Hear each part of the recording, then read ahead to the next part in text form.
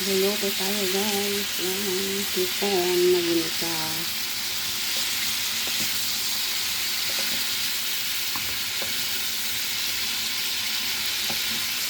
Nagisa ako ng hipon langga. Wala akong ibang maisip na ulam guys, kaya ito yung binili ko. Madali lang kasi itong lutuin. Pag nagmamadali ka kasi madali itong lutuin. Igisa mo lang tapos na. Hindi na kailangan pa ng maraming oras. Pag busy ka, ito na lang okay na. O, diba? Para-paraan guys, para mabuhay kasi ibang bansa.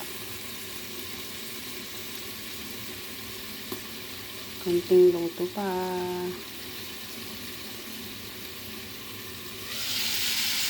Ay, ang bango mo.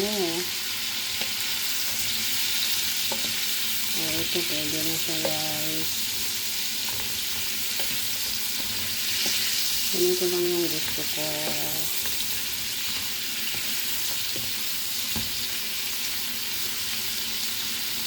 Oh, diba?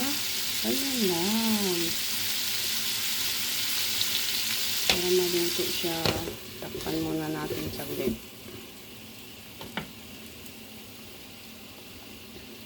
Tayin natin para maluto siya ng maayos.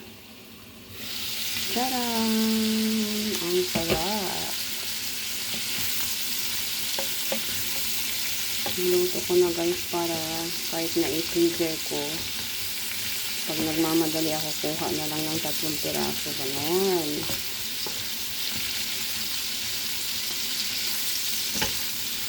Dito na kailangan pang magluto. Hindi ako kailangan magluto lagi guys. O tapos, pwede na natin kainin yan langga. O diba? Napakasarap.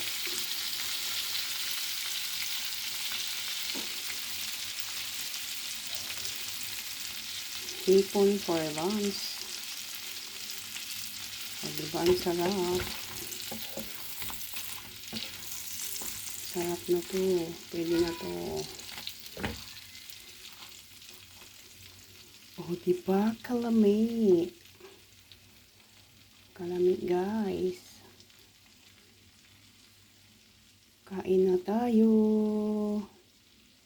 Kain na na.